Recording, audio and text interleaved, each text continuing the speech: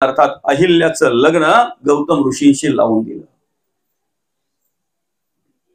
आता मला सांगा, जीव तोडून जो पळतोय, सगळ्यात जो पुढे आहे, त्याला आत्मविश्वास आहे की आतापर्यंत माझ्या पुढे कोणी निघालाच नाही. त्या इंद्रदेवाला जेव्हा माहिती झाला असेल की गौतम ऋषींशी लग्न लावून दिलं, जिच्यासाठी पळतोय त्या अहिल्येचं ब्रह्मदेवाने, काय वाटलं असेल त्याला? काय वाटलं असेल त्याला बरं का? आणि तोच राग त्याने मनात ठेवला. कालांतराने ज्या वेळेला गौतम ऋषी अनुष्ठानासाठी गेले, त्यावेळेला गौतम ऋषींच्या रूपामध्ये अहिल्येकडे आला आणि त्याची इच्छा जी होती ती पूर्ण केली. तेवढ्यात पळत असताना, तिथून निघत असताना गौतम ऋषी ज्या वेळेला परतले, त्यावेळेला पाहतात तर काय, हा वेगळ्या रूपामध्ये तिथून पळत होता. आणि मग त्याला सांगितलं गौतम ऋषींनी, अरे काय पळतोय इंद्रा, काय पळतोय? ओळखलं मी तुला, तू कुठल्याही रूपामध्ये जरी पळालास तरी मी ओळखलं तुला. आणि मग पूर्व रूपामध्ये उभा राहिला इंद्र, माफ करा म्हणावं, क्षमा मागतोय, हात जोडतोय, प्रार्थना करतोय. गौतम ऋषींनी सांगितलं, इंद्रा भोग पडतील तुला. आणि अहिल्येला सांगितलं, पती ओळखताना आल्यामुळे शिला होऊन पडशील, तू शिला होऊन पडशील. इंद्राला जर भोग पडू शकतात, समजतंय ना? इकडे अहिल्या जर शिळा होऊन पडू शकते. कर्म कोणालाही सुटत नाहीत, कर्म कोणालाही चुकत नाहीत. आपला विषय लक्षात आला ना तुमच्या? आम्ही जगत वागत असताना कसला विचार करतोय ना, हा महत्वाचा आहे. आम्हाला किती आयुष्य आहे, किती वर्ष आयुष्य, किती महिने आयुष्य, किती दिवस आयुष्य, किती तास आयुष्य आहे. घटका गेली, पळे गेली, तास वाजे ठणाणा, आयुष्याचा नाश होतोय. हा विषय महत्वाचा आहे. आयुष्याचा नाश होतोय. रामकार्य म्हणा ना, रामकार्य म्हणा ना. ते जे नाम आहे ना, त्या नामामध्ये खूप महत्व आहे, खूप सामर्थ्य आहे, खूप सामर्थ्य आहे. आणि या कलियुगामध्ये तुम्हा मला जर आपला उद्धार करून घ्यायचा असेल ना, तर त्यासाठी एकमेव साधन आहे भगवंताचं नामस्मरण. अतिशय सोपं आणि अतिशय साधं साधन आहे नामस्मरण. आम्हाला कुठल्याही वासनेपासून, विषयापासून, विचारापासून जर मुक्त व्हायचं असेल, कुठल्याही नादापासून जर मुक्त व्हायचं असेल, आम्हाला जर आमच्या बसल्या जागेवर जर सुख प्राप्त करून घ्यायचं असेल, समाधानी राहायचं असेल, आमच्यामध्ये बदल जर घडवून यावा असं जर वाटत असेल, तर ह्या कलियुगामध्ये अतिशय साधं आणि सोपं साधन जर कुठलं असेल तर ते म्हणजेच नामस्मरण आहे. नामस्मरण. या गोरळे परिवाराचे आईसाहेब, अर्थात कैलासवासी अनिता धाऊ गोरले, आईसाहेबांच्या उत्तर कार्यांच्या निमित्तानं आम्ही या ठिकाणी ही प्रवचन सेवा आयोजित केलेली आहे. आम्हाला आत्मबोध व्हावा, आम्हाला मार्गदर्शन मिळावं, देवाचं नामस्मरण घडावं, ज्ञानदान घडावं, या उद्देशाने आम्ही आमच्यातून गेलेल्या माणसाच्या उत्तर कार्यांच्या निमित्तानं प्रवचनाचं नियोजन करत असतो, प्रवचनाचं आयोजन करत असतो. बरं का? हॅलो.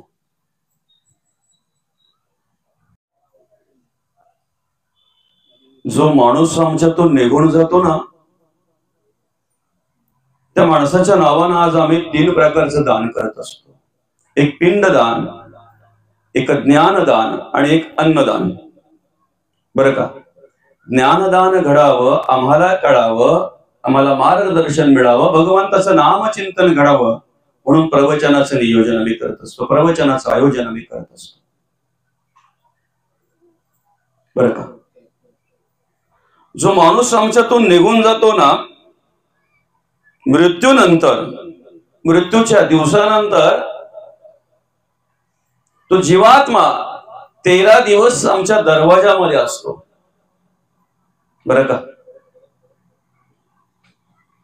आणि यमदूत त्याला त्या ठिकाणी ठेवून जात असतात 13 दिवसासाठी.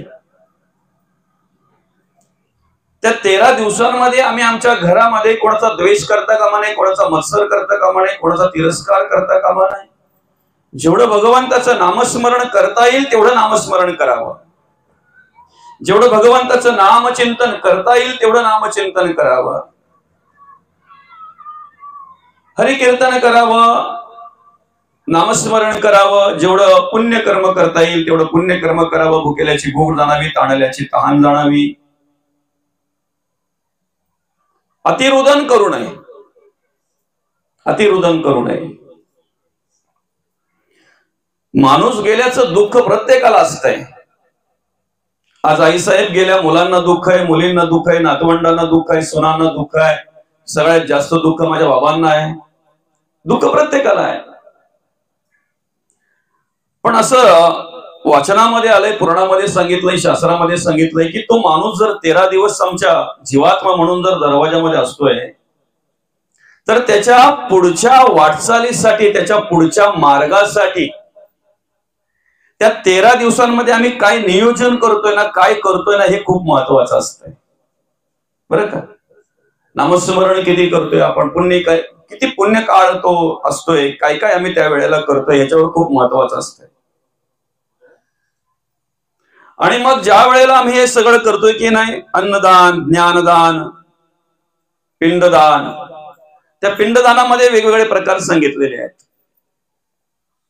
पहिल्या दिवसापासून ते 9व्या दिवसापर्यंत रोजचं एक पिंड तयार करणं. नवे नवे दशक्रियांच्या दिवशी 9 छोटे छोटे पिंड तयार करून 10वा मोठा पिंड तयार करणं. त्या 9 पिंडाचं विसर्जन करून आणि मग 10व्या पिंडाचं दर्शन घेणं. बरोबर का. त्याची पूजा करणं. बरं, ही सगळी प्रक्रिया का सांगितली आणि कशी सांगितली, कशासाठी सांगितली? तर ज्या पद्धतीने आईच्या गर्भामध्ये गर्भधारणा झाल्यानंतर त्या बाळाच्या वाढीचं ज्ञान शास्त्रामध्ये, पुराणामध्ये मांडले की नाही. गर्भधारणा झाल्यानंतर पहिल्या महिन्यामध्ये काय तयार होते, दुसऱ्या महिन्यामध्ये काय तयार होते, तिसऱ्या महिन्यामध्ये काय तयार होते, चौथ्या महिन्यामध्ये काय तयार होते, 5व्या, 6व्या, 7व्या, त्या पद्धतीने एक एक पिंड आम्ही जसं तयार करतोय ना, तो पिंड तयार केल्यानंतर त्या जीवात्म्याचे कुठले कुठले अवयव तयार होतात त्याचा उल्लेख पुराणामध्ये केलेला आहे. अधिक वेळ आपल्याला नसल्यामुळे आपण पुढे सरणार आहोत. पहिल्या पिंडाला कोणते अवयव, दुसऱ्या पिंडाला कोणते अवयव, तिसऱ्या पिंडाला कुठले अवयव, 9व्या पिंडापर्यंत त्याची पूर्ण निर्मिती होत असते. आणि 10व्या दिवशी त्याला भूक आणि तहान लागते म्हणून आपण त्याला घास काढतो. 10व्या दिवशी जलदान करतो, अन्न देतो. बरं का. त्याच्यानंतर 11व्या दिवशी पिंड करतोय आपण. प्रत्येकाच्या बुद्धीप्रमाणे, प्रत्येकाच्या विचाराप्रमाणे पुढच्या विधी प्रत्येक जण करत असतो. प्रत्येक गावाची पद्धत वेगवेगळी असते. तुम्ही 4 गावं सोडून पुढे गेलात तर तुम्हाला घरापासून तर स्मशानापर्यंतची पद्धत वेगळी दिसेल. स्मशानातली पद्धत वेगळी दिसेल. उत्तरकार्यांची पद्धत वेगळी दिसेल. पूर्वीपार ज्या पद्धतीने करत आल्या त्या पद्धतीने, पण पुराणामध्ये जे सांगितलंय ज्या पद्धतीने वर्णन केलंय. बरं का.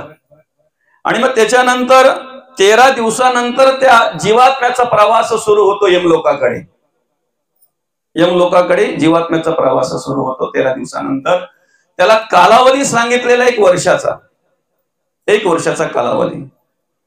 त्या कालावधीमध्ये त्याला 16 प्रकारची नगरं लागतात. त्या 16 प्रकारच्या नगरांमध्ये गेल्यानंतर त्याला तहान लागते, भूक लागते, म्हणून मासिक घास सांगितलेला आहे. बरं का. ज्या तिथीला आपला माणूस गेलेला आहे त्या तिथीला महिन्याला घास काढणे, एखादा 1-2 माणूस जेवायला घालणे, याला मासिक घास सांगितलेला आहे. इकडे दिलं की तिकडे तृप्त होतंय. बरं का. इकडे दिलं की तिकडे तृप्त होतंय. विश्वास पाहिजे आपला. विश्वास असेल तर सगळं काय आहे, नसेल तर सगळं व्यर्थ आहे.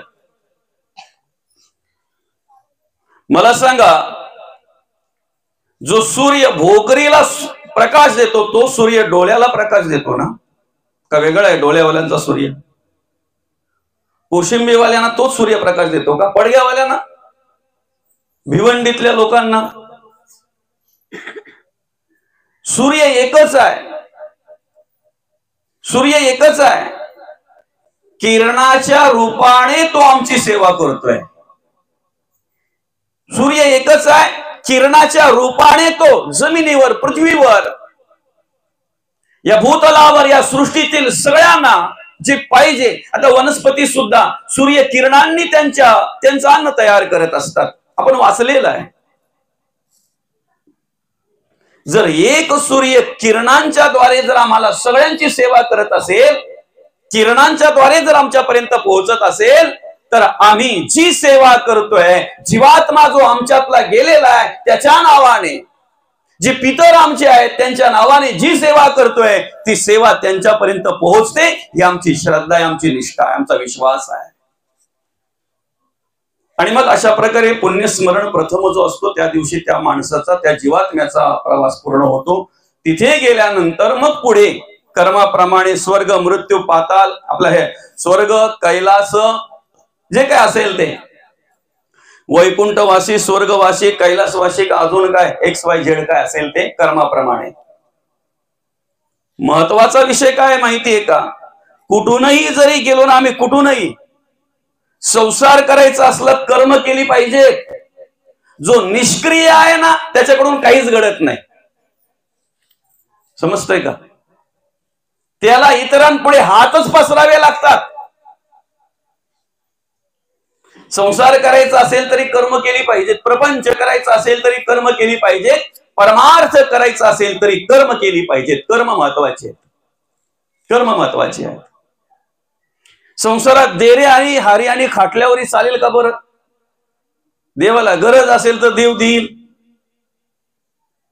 तिजभर पोट भरण्यासाठी प्रत्येकाला हातपाय हलवावेच लागतात ना, कर्म करावीच लागतात ना. काय मुलं दुपारी जेवायला येणार आहेत, आईची लगबग सकाळपासून असते, सकाळपासून असते. नवरा सकाळी कामाला गेलेला आहे, संध्याकाळी येणार आहे, पण बाईची संध्याकाळच्या स्वयंपाकाची लगबग सकाळपासून असते. सकाळी त्याचा फोन आल्याबरोबर विचारते, संध्याकाळी तुम्हाला काय करून ठेवू, काय खाणार तुम्ही? कर्म. संसार करायचे असतील तरी आम्हाला कर्म करावे लागणार आहे, प्रपंच करायचं असेल तरी आम्हाला कर्म करावे लागणार आहे, परमार्थ करायचा असेल तरी कर्म करावे लागणार आहेत. कुठूनही जरी गेलो तरी आमच्या कर्मावरच सगळं काही अवलंबून आहे. आम्ही अधिक विचार कसला करतो ना, हे महत्वाचं आहे. जीवन जगत असताना आम्ही अधिक विचार कसला करतो हे महत्वाचं आहे. मला सांगा, आम्ही वस्त्राने सुशोभित असावं की कर्माने? आम्ही संपत्तीने श्रीमंत असावं की विचाराने? आम्ही कपड्याने स्वच्छ असावं की चारित्र्याने?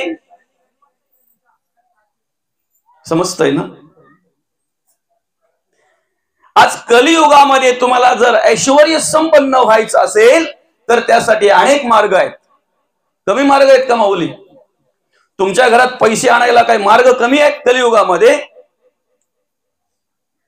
पैशाने जर आम्हाला श्रीमंत व्हायचं असेल, आम्हाला संपत्तीने जर श्रीमंत व्हायचं असेल तर अनेक मार्ग आहेत या कलियुगामध्ये. पण विचाराने जर श्रीमंत व्हायचं असेल तर आम्ही संतांचाच अनुभव घेतला पाहिजे, संतांनाच वाचलं पाहिजे, आम्ही प्रवचन श्रवण केलं पाहिजे, आम्ही कीर्तन श्रवण केलं पाहिजे, आम्ही जगद्गुरु तुकोबा वाचले पाहिजेत, आम्ही माऊली ज्ञानोबा वाचले पाहिजे.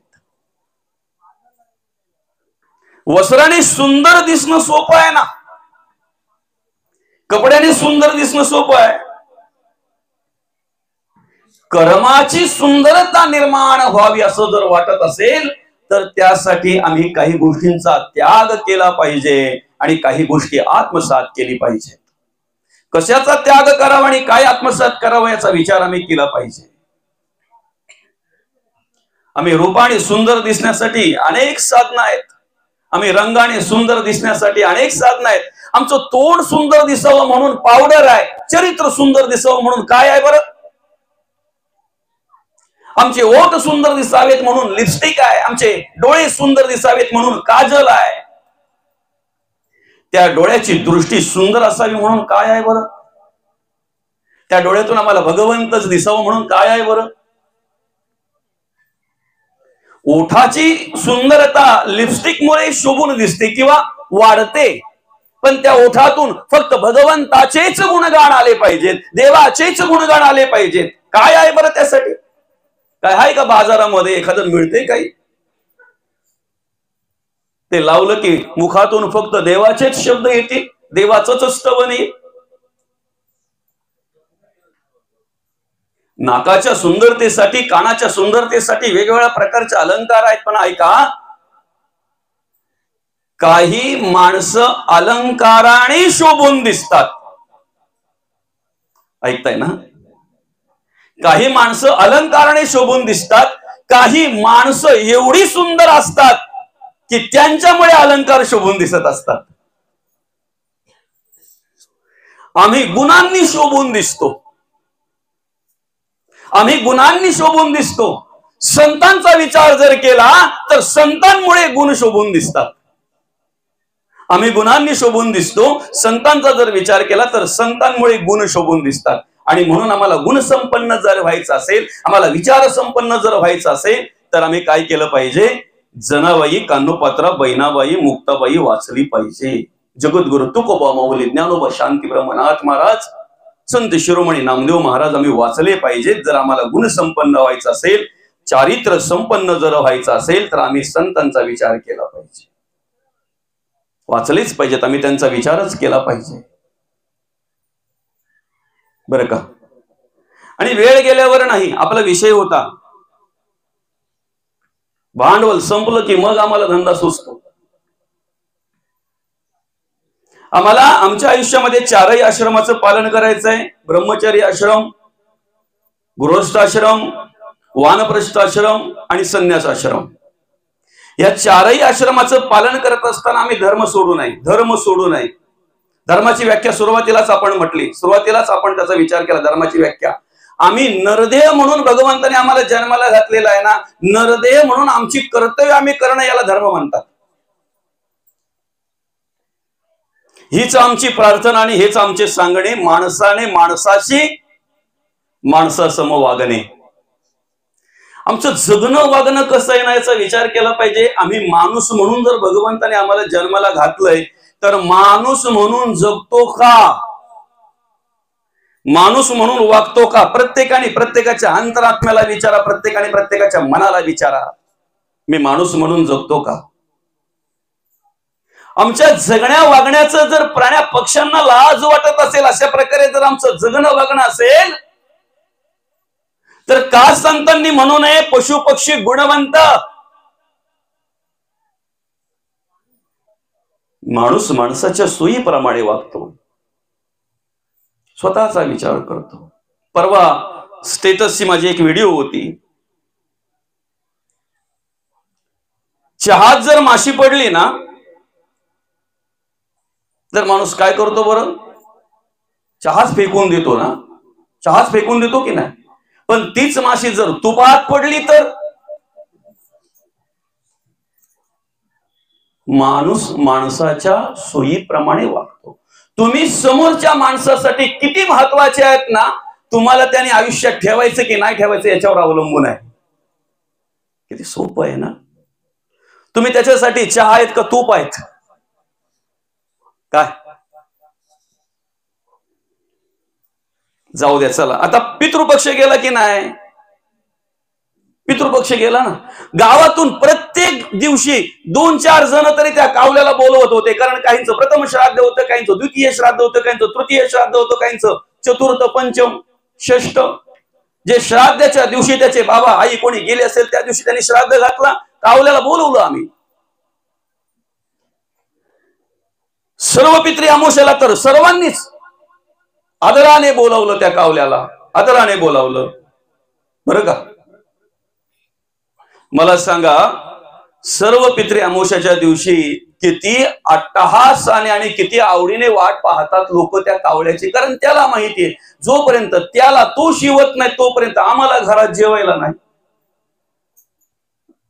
मग तिथे कॉम्पिटिशन, स्पर्धा सुरू होते. अगदी सकाळी 8 वाजल्यापासूनच पानं ठेवायला सुरुवात करतात. त्यांना माहिती एकदा बिरडलं का येत नाही, खाऊन खाऊन एकदा बिरडलंच बोलतात ना त्याला. खाऊन एकदा पोट भरलं ना त्यांचं मग येत नाही, त्याला माहिती आहे. म्हणून मग काय करतंय, जेवढ्या लवकर घास ठेवता येईल तेवढ्या लवकर ठेवून मोकळा होते. आणि ते बोलतय पण आमचा म्हातारा जेवून गेला. सर्व पितरी अमावस्याच्या दिवशी जी माणसं कावल्यांची आतुरतेने वाट पाहतात, ऐका, प्रतिपदेला जर दुसऱ्या दिवशी तोच कावला त्याच्या घरावर येऊन जर ओरडायला लागला तर, चुकून घरातच आला तर, माणसाची आवड बघा काय आहे. बरं ठीक आहे, चला कावल्याशी गरज लागते. शहरामध्ये एकाने कावला पाळला होता. ज्याच्याकडे श्राद्ध असेल ना तो त्याला फोन करायचा, कावला घेऊन ये बाबा. समजतंय ना. आमच्या अनेकांच्या दाराच्या पुढे पिंजरे दिसतात आम्हाला. काय असतंय बरं त्या पिंजऱ्यामध्ये, काय असतंय? पोपट. हाय काही कामाचं, काही कामाचं आहे? कुठल्या श्राद्धाला लागतंय बरं ते, कुठल्या पूजेला लागतंय बरं ते? आम्ही कावळा पाळत नाही. खरं तर गरज कोणाशी आहे आम्हाला? तुम्ही पाला असं माझं म्हणणं नाही बरं का, असं माझं मुळीच म्हणणं नाही. आपली बुद्धी काय काम करते ना ते दाखवायचं आहे. आमचे विचार बघा काय आहे. पोपट फक्त दिसायला सुंदर आहे आणि बोलायला सुंदर आहे म्हणून आम्ही पाळतो. कावला दिसायलाही सुंदर नाही आणि बोलायला तर त्याचा आवाज नकोसाच वाटतो आम्हाला, म्हणून आम्ही त्याला पाळत नाही. माणूस माणसाच्या सोयीचा विचार करतोय, माणूस माणसाच्या बुद्धीचा, स्वतःच्या बुद्धीचा, स्वतःच्या स्वार्थाचा विचार करतोय, स्वार्थाचा विचार करतोय. आम्ही कसं जगावं हा विचार लोकांचा नाही केला संतांनी. समजतंय ना. लोकांचं मत नाही घेतलं संतांनी आम्ही कसं जगावं आणि काय गरज आहे. जगद्गुरु तुकोबांनी आम्हाला स्वतंत्र दिलंय जगण्याचं, माऊली ज्ञानोबांनी स्वतंत्र दिलंय जगण्याचं, शांती ब्रह्मनाथ महाराजांनी आम्हाला स्वतंत्र दिलंय जगण्याचं. चार लोक काय म्हणतील याचाच विचार करून माणसाचं आयुष्य निघून जातो. लोक काही म्हणत नाहीत, तुम्हाला गाढवावर पण बसू देणार नाहीत आणि पायी पण चालू देणार नाहीत. आम्ही स्वतःचा विचार करून ज्या दिवशी आमचं कल्याण कशात आहे ते विचार स्वीकारू ना, त्याप्रमाणे जगण्या वागण्याचा प्रयत्न करू ना, त्या दिवशी आमच्या हिताचं कार्य आमच्याकडून घडेल. आणि ज्या दिवशी आमच्या हिताचं कार्य आमच्याकडून घडेल ना, त्या दिवशी आमची पितर सुद्धा तृप्त झालेली असतील. समजतंय ना. धन्य माता पिता तयाची या, जो आपल्या हिता जागा असतो त्याचे. हित कळलं पाहिजे आम्हाला, हित कळलं पाहिजे. जगद्गुरु तुकोबांना त्रास झाला नाही का बरं? लोकांनी त्रास दिला नाही का? मग लोकांचा विचार नाही केला ना. मला सांगा, लोकांचा विचार जर जगद्गुरु तुकोबांनी केला असता तर ही 4-4.5 अभंगाची गाथा आपल्याला मिळाली असती का? मिळाली असते? थांबले असते ना. लोक विरोध करतायत, लोक काय काय बोलतायत.